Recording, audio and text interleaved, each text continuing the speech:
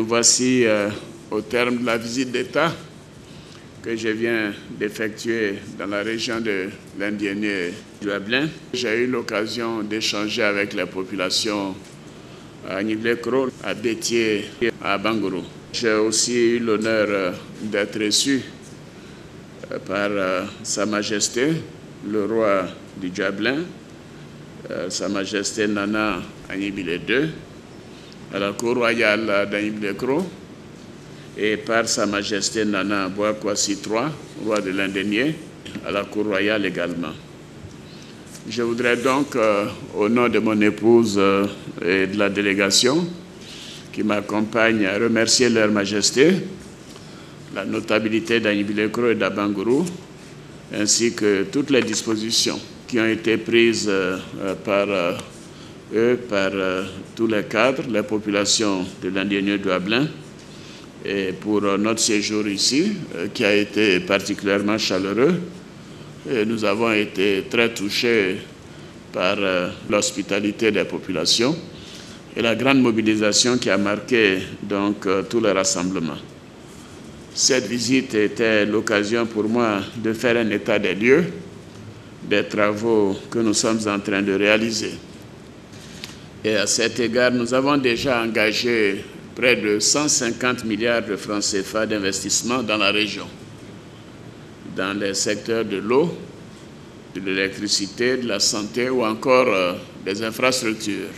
J'ai indiqué le jeudi à Aniblé-Kro que j'étais mécontent de constater que les travaux engagés dans la région, notamment le renforcement de l'axe Aniblé-Kro à Bangourou, n'avançaient pas suffisamment vite, en tout cas pas aussi vite que je l'aurais souhaité. J'ai donc instruit le gouvernement, le Conseil des ministres, de prendre toutes les dispositions et de trouver tous les financements afin de respecter nos engagements dans les meilleurs délais, car je tiens à continuer de respecter les engagements pris à l'endroit de nos concitoyens et que cela ne soit pas entravé par la bureaucratie et la lenteur dans certains ministères. Nous avons aussi, à l'occasion de cette visite, relevé les besoins des populations, les besoins nouveaux. Cela est essentiel afin de mieux évaluer les nouveaux chantiers à démarrer au cours des prochains mois et des prochaines années. Alors, malgré les importants investissements réalisés, il reste encore beaucoup à faire dans le développement de cette région qui, je dois dire, a été longtemps délaissée.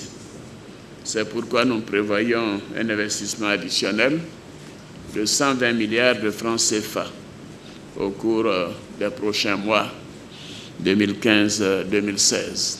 Pour les 150 milliards d'investissements, nous avons le bitumage de l'axe à Bangourou-Aniblé-Kro pour 33 milliards de francs CFA, le bitumage de l'axe Pont-Komoué à Bangourou pour 20 milliards de francs CFA, le pont de Bétié, le bitumage de 7 km de voirie à Bangourou, les travaux d'électrification pour 7 milliards de francs CFA, ce qui ferait passer le taux de couverture de 51% à 75%.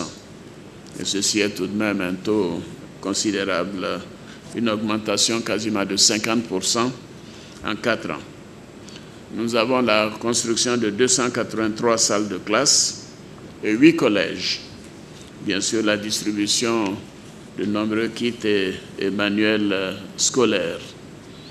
Alors, pour les 120 milliards d'investissements complémentaires, nous avons le bitumage de l'axe Aniblé-Kro-Taki-Kro pour 16 milliards de francs CFA et bien évidemment les travaux d'alimentation en eau potable de 16 milliards, la réalisation de la boucle de l'Est avec la construction de la ligne Agboville-Adzopé-Atakro, Aniblé-Kro-Tanda-Bondougou et Bondougou-Serebou pour 50 milliards de francs CFA et bien évidemment d'autres investissements.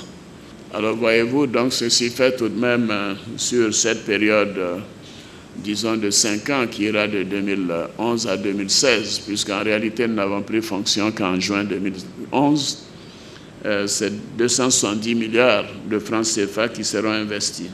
Nous avons noté les doléances et ces doléances seront bien évidemment prises en compte dans la mesure du possible dans le programme national de développement.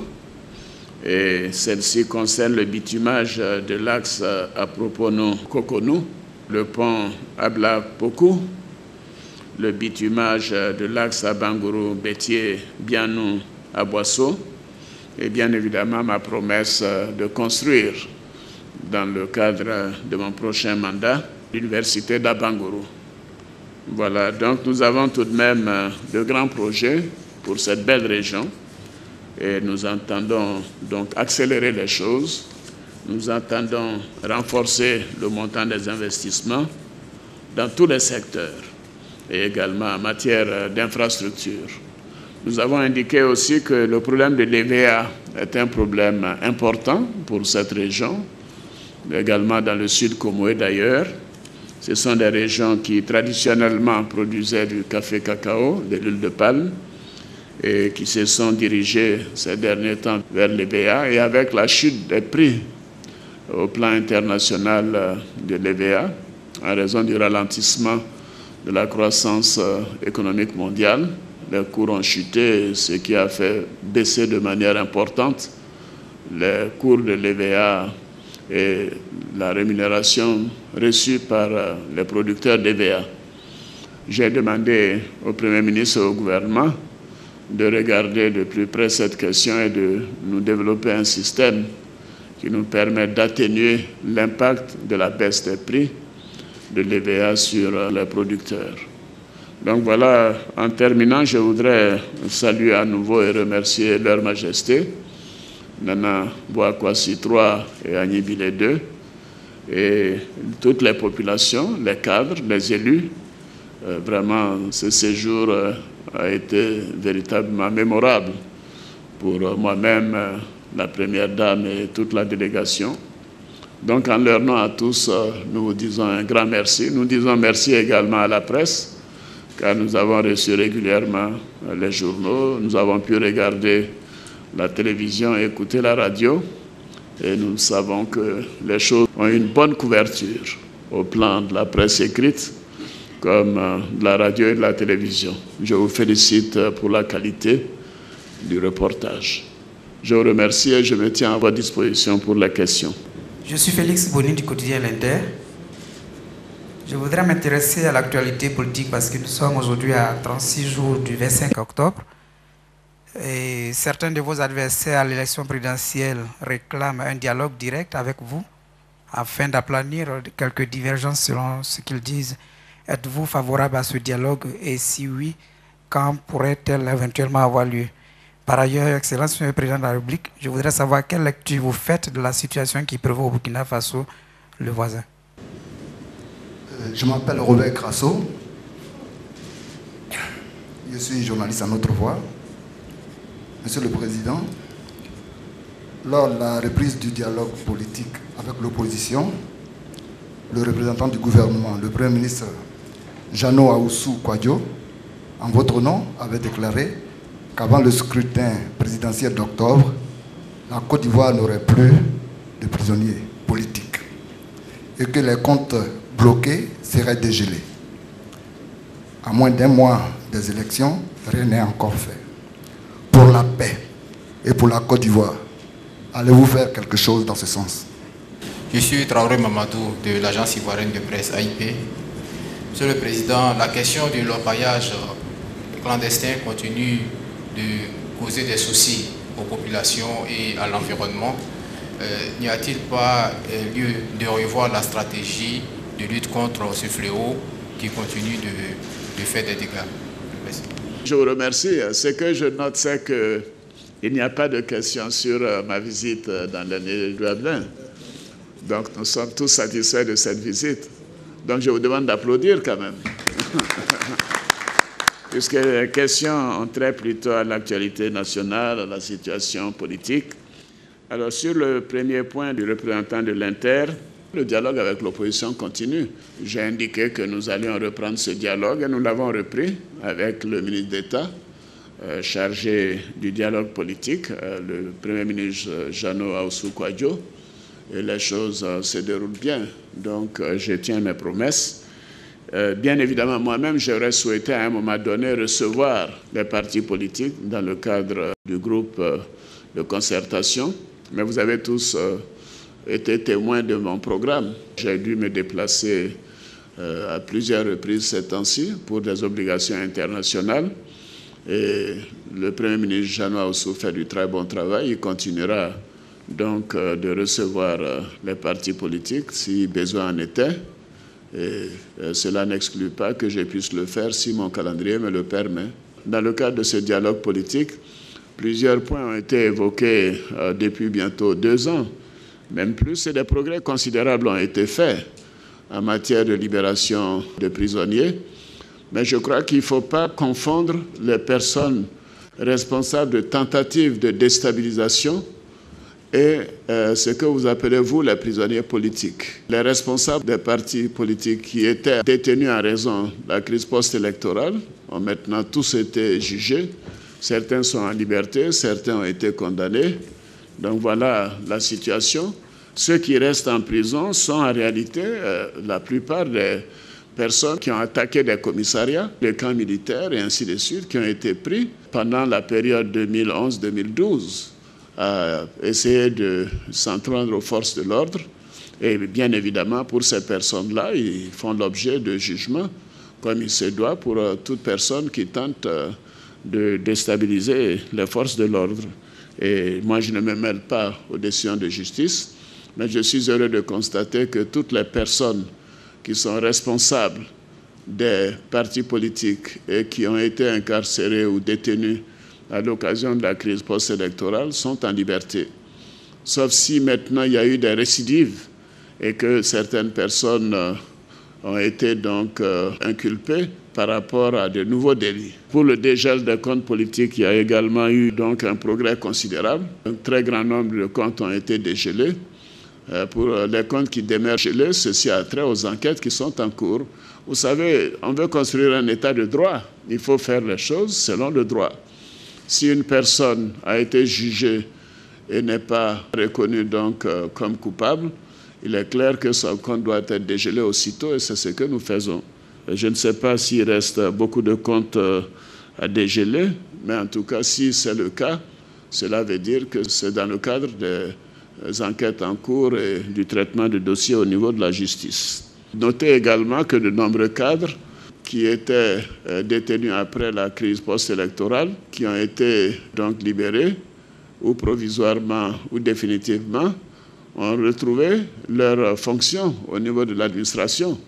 Ce sont des choses à noter également. Vous savez, dans beaucoup de pays, des gens comme ça ne sont même pas autorisés à reprendre le travail, mais nous les avons autorisés à reprendre leurs fonctions. Je prends comme exemple l'ancien recteur de l'université, Lakembo, et d'autres personnes. Alors, en ce qui concerne la situation au Burkina Faso, oui, nous suivons attentivement la situation au Burkina Faso. Comme vous le savez, 2 chefs d'État de la CEDEAO sont à Ouagadougou. Ils continuent les discussions avec les nouvelles autorités et aussi avec les représentants de la CEDEAO, de l'Union africaine, des Nations unies.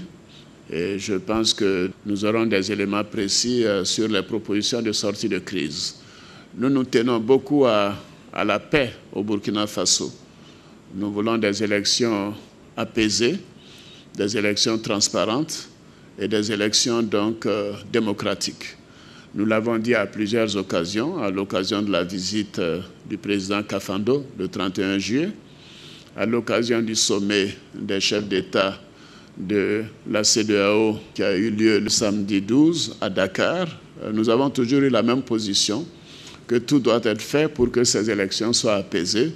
Et notre position n'a pas changé. Nous souhaitons des élections apaisées, transparentes et démocratiques. Alors, en ce qui concerne la question de l'orpaillage clandestin, c'est un véritable fléau, oui, dans cette région, mais également au centre, au nord, un peu partout dans le pays, parce qu'il se révèle que notre pays est un pays riche en minerais, notamment en ce qui concerne l'or. Après les zones du nord et du centre, où nous avons demandé à la gendarmerie de prendre des mesures de déguerpissement des sites d'orpaillage clandestin. En ce qui concerne la zone est, cela va démarrer. Il est prévu le déguerpissement de 106 sites au cours des prochains mois. Nous estimons que cela est indispensable. Et ce qui est nécessaire, c'est que des sociétés qui peuvent s'insérer dans ce secteur de manière normale et officielle le fassent, plutôt que cet orpaillage clandestin par de nombreuses populations, aussi bien ivoiriennes que non ivoiriennes d'ailleurs. Et par conséquent, nous sommes très vigilants sur cette question et nous continuerons de faire en sorte que ce problème soit traité. Je suis Ouattara Wakalcho de Fratmat.info. Alors, Monsieur le Président, vous êtes revenu là-dessus, vous avez montré pour la première fois votre colère face à la lenteur que prennent les travaux pour cette région. Alors, Monsieur le Président, on voudrait savoir, est-ce à dire que les résolutions prises ne concernent que cette région? Parce que également dans d'autres régions du pays, notamment au nord et au nord-ouest, les populations également se plaignent souvent de la lenteur des travaux là-bas également. Monsieur le Président, je m'appelle Koné Souleymane, je suis journaliste à Kouassi.com. Monsieur le Président, à peine vous avez annoncé l'ouverture de l'autoroute Abidjan-Bassam, des voix s'élèvent pour dire que le passage sera payant. Lors de l'inauguration formelle, qu'en est-il réellement? Je suis Anderson Diedri du Nouveau Courrier. Vos adversaires vous accusent de faire campagne avec les moyens de l'État.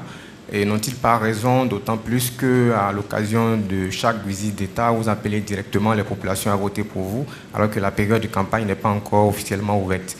Deuxième question, tout à l'heure à votre meeting de clôture, vous avez dit la noblesse vient vraiment de l'indigné.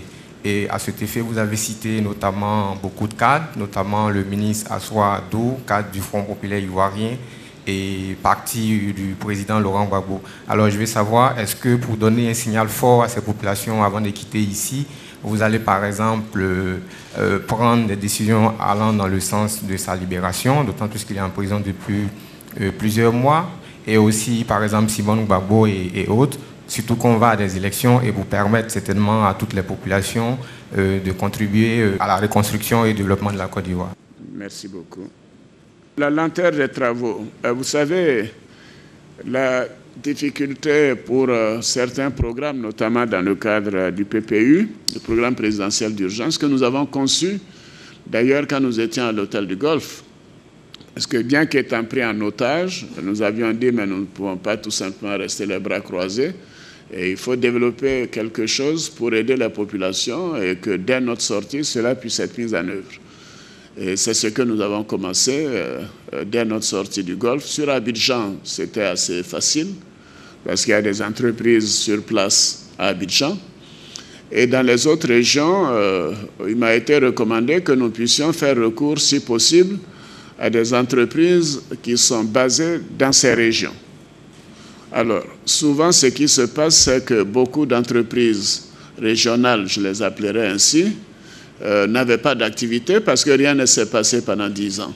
Alors, quand ces entreprises ont eu des moyens, c'était d'abord de commander tous les instruments, les outils nécessaires pour les travaux, et cela a créé des lenteurs, pas seulement ici, mais ailleurs. Mais ce que j'ai dénoncé ici, c'est que nous avons quand même eu plusieurs mois avant de venir ici. Les autres endroits, les choses se sont passées relativement bien. Il y a une autre région, par exemple, où je n'étais pas content, c'était le Bassa Sandra, à San Pedro, par exemple, où les choses n'allaient pas vite. Mais nous avons renforcé les moyens, nous avons amélioré la sélection des entreprises, et avec ça, normalement, les choses devraient aller vite. Nous sommes très attachés à la promotion des entreprises nationales. Nous avons même créé un ministère chargé de l'entrepreneuriat national. Donc je lance aussi un appel aux entrepreneurs nationaux de faire preuve d'efficacité, d'essayer d'utiliser les moyens qui sont mis à leur disposition pour accélérer les travaux dans ces régions. nous avons mis en œuvre un programme pour les aider. On aurait pu faire des appels d'offres limités à des entreprises existantes, qui pour la plupart ne sont pas donc dirigées par des Ivoiriens. Mais nous avons voulu donner la possibilité aux entreprises ivoiriennes d'avoir des marchés, de se développer. Mais malheureusement, ceci aussi à cause des retards.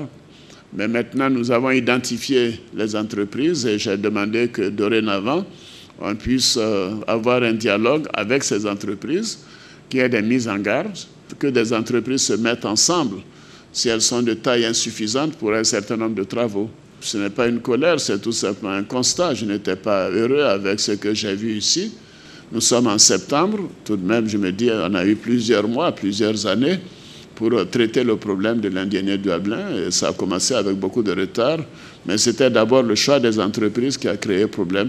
On choisit les entreprises, on leur donne les moyens, elles commencent, et puis après, pendant 3-6 mois, on n'a plus de leurs nouvelles. Et le PPU n'est pas géré par un ministère, c'est seulement 3 ou 4 cadres qui s'en occupent. Et nous devons peut-être trouver des voies et moyens d'améliorer le fonctionnement du programme présidentiel d'urgence, y compris dans le choix des entreprises. L'autoroute Abidjan-Bassam, payant ou pas, les travaux continuent en réalité pour améliorer un certain nombre de choses, notamment l'électrification, l'embellissement, les glissières de sécurité. Tout cela va prendre 5 milliards. Bon, donc ça veut dire que nous sommes prêts à investir davantage pour que ce soit une belle autoroute. Mais ceci étant, pour le moment, en tout cas, je vous donne l'assurance que ce ne sera pas payant. Mais cela dépendra, bien sûr, de ce que les experts me diront. Ce ne sera pas payant au moment de l'inauguration en novembre. Mais cela ne veut pas dire que ce ne sera jamais payant. Voilà. Donc, si nous voulons des routes, des autoroutes, parce que cette autoroute doit continuer jusqu'à Boisseau et ainsi de suite. Alors, donc, si nous voulons faire cela rapidement, peut-être qu'à un moment donné, il faudrait l'envisager, mais pour le moment, ce ne sera pas le cas. La troisième question, les moyens de l'État pour la campagne. Vous savez, moi, je ne suis pas en campagne. Je vous rappelle, chers messieurs, que ce que je fais maintenant, je l'ai fait en 2009 et en 2010, avec les moyens du Rassemblement des Républicains. Et par conséquent, maintenant, je suis président de la République. Ça, ce n'est pas une campagne. Les délais de la campagne sont précisés par les textes. La commission électorale vient de dire que la campagne court du 9 octobre au 23 octobre. C'est là la période de la campagne. Je ne ferai pas campagne avec les moyens de l'État pendant cette période. Mais là, je suis en visite d'État. Et souvenez-vous, ceux qui étaient là en 2009-2010, quand je faisais ma campagne, j'ai indiqué qu'une fois élu, je visiterais toutes les régions de Côte d'Ivoire. J'étais le seul candidat à l'avoir fait en 2009-2010. Et c'est ce que je suis en train de faire. J'ai donc maintenant terminé la région de l'Est. Il me reste la région du centre-ouest, Daloa, Divo, Lakota, Gagnoa, que je ferai avant la fin du mois de septembre. Et nous avons la région du Moronou. J'espère faire ça. Si j'arrive à le faire en octobre, tant mieux. Autrement, je le ferai après la période électorale. Mais également Kachola et Dabakala. Et Dimokro. Je dois commencer par Dimokro, c'est mon lieu de naissance. Mais, donc voilà, pour nous, ce n'est pas l'utilisation des moyens de l'État. Tous les chefs d'État qui m'ont précédé l'ont fait. Maintenant, si vous voulez que cela change, et j'espère que nous aurons une nouvelle constitution, un nouveau code électoral après les élections, après une discussion générale, peut-être que la campagne devrait s'étaler sur 6 semaines. Et à ce moment-là, effectivement, je serai dans la période de la campagne et je n'aurai pas le droit d'utiliser les moyens de l'État. Mais pour le moment, je ne suis pas dans la période de la campagne. J'exerce mes responsabilités de chef de l'État et je tiens les promesses que j'ai eu à faire quand j'étais candidat. Je demande d'ailleurs aux autres candidats de commencer la pré-campagne et surtout pendant la campagne, nous aurons à parler maintenant en tant qu'adversaire et candidat.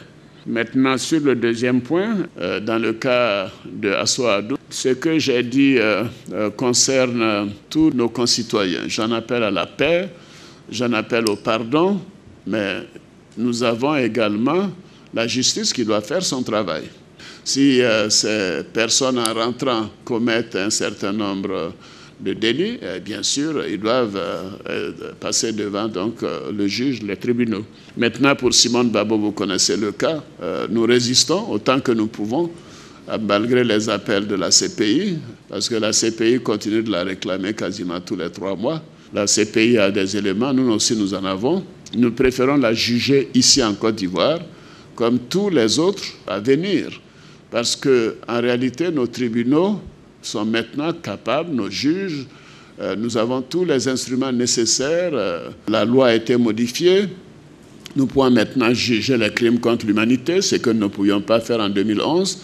Tout cela peut se faire ici aujourd'hui et il n'y a pas de raison pour nous d'envoyer Mme Simone Babo à la CPI. Nous continuerons d'être conformes à nos engagements au niveau de la CPI, mais nous leur disons que nous sommes capables de juger tous les Ivoiriens en Côte d'Ivoire maintenant. Grande zone de production de café et de cacao, lauréat de la Coupe nationale du progrès. À ces cultures, il faut ajouter maintenant les cultures. Quel message fort pour ces braves paysans en prélude notamment à la grande rencontre de Yamoussoukro le 1er octobre. Merci, Monsieur le Président. Monsieur le Président, oui. Noël Conan de l'éléphant déchaîné. J'ai été très heureux de vous voir en colère après ce retard pris dans les exécutions des travaux. Non, mais je n'étais pas déchaîné. Hein. Alors, Monsieur le Président, il y a un problème aussi qui se pose à Abidjan. Oui. Il est relatif à la situation que vivent certains étudiants, notamment ceux de l'UFR de la santé. Et depuis l'ouverture de l'université, ces étudiants sont priés de rester à la maison parce que les labos ne sont pas équipés de matériel didactique. Votre conseiller, M. Diawara Adaman, j'ai tenté de le joindre personnellement jusque-là. Mes tentatives ont été vaines. Alors, est-ce que vous êtes informé de cette situation pénible que vivent ces étudiants qui sont de plus en plus déçus? Merci de m'informer. Ensuite, ils auront de mes nouvelles aussi. Voilà. Je suis Fabrice Tété du quotidien Le Temps.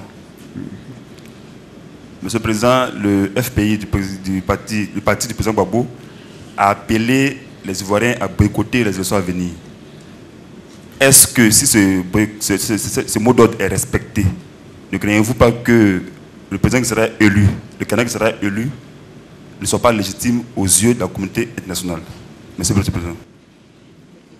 Bien, je vous remercie. Je pense que là, nous avons 3 questions. Pour la question de Abiba Dambélé de la RTI, c'est vrai, cette région est encore grande productrice de café et de cacao, également de culture vivrière et maintenant d'EVA. J'ai indiqué tout à l'heure que pour l'EVA, j'ai demandé que nous ayons une étude pour nous permettre de prendre des mesures comparables à celles qui ont été prises pour le café cacao, le coton, l'anacarde, pour que les planteurs d'EVA n'aient pas à subir des baisses brutales de prix de ce produit. Mais cela se fera dans les prochains mois. Mais je réserve aux planteurs la bonne nouvelle que je leur annoncerai à Yamoussoukro le 1er octobre à l'occasion de l'ouverture de la campagne. Et c'est pour cela que je dis les 50 tonnes de cacao qui m'ont été données, je ne les vendrai pas aujourd'hui. Je les vendrai après le 1er octobre. Donc ça sous-entend que les prix vont augmenter à nouveau. Alors, l'éléphant déchaîné, la situation des universités, pour moi, ces questions sont en voie de règlement. Et si vous me dites que ce n'est pas le cas, Monsieur le secrétaire général, je demanderai que le Premier ministre me fasse le point de cette situation dès le mercredi prochain en Conseil des ministres, parce que nous avons dégagé les ressources, je me souviens même les questions d'ordinateur, les questions relatives à l'extension donc d'Internet sur le campus, en fait, toute une série de petits problèmes qui avaient été posés. Nous les avons traités, j'ai dégagé les ressources pour que cela soit fait. On m'a dit qu'il y avait des choses à la douane, on a pris des dispositions pour que ce soit livré.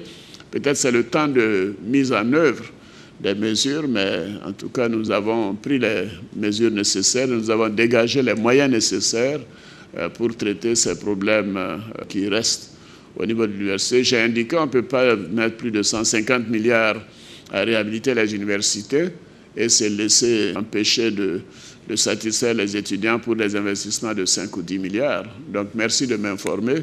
Nous allons vérifier et nous prendrons les mesures si cela était bien vérifié. Alors, monsieur le représentant du journal Le Temps, je crois savoir que le président du FPI est bien monsieur Pascal Affi-N'Guessan. Depuis d'ailleurs que Laurent Gbagbo était président de la République, puisqu'il ne pouvait pas être président de parti. Et je crois savoir également que Affi-N'Guessan est candidat aux élections présidentielles. Donc je ne vois pas de problème. Et Pascal Affi-N'Guessan fait campagne. D'ailleurs, je crois qu'une campagne apaisée et civilisée, comme il se doit. Et je demande à tous les candidats de faire la même chose, de traiter les questions qui intéressent les Ivoiriens et de laisser de côté les questions de personnes. On vous aime, on ne vous aime pas, on est ceci, on est cela. Ce n'est pas ça ce que les Ivoiriens veulent. Beau, tu es vilain, tu n'es pas... Ce n'est pas ça que les Ivoiriens veulent. Les Ivoiriens veulent qu'on leur dise voici mon programme, voici mon bilan, voici ce que j'envisage de faire si vous me disiez président de la République. Et puis voilà, je crois que c'est sur ça que moi je mènerai campagne à partir du 9 octobre. Je confirme que pour le moment, nous ne sommes pas en campagne, mais je ne peux pas séparer ma fonction de président de la République de la nécessité pour moi de tenir mes engagements à l'endroit de mes concitoyens à qui j'ai promis de rendre visite une fois élu. Et c'est ce que je suis en train de faire.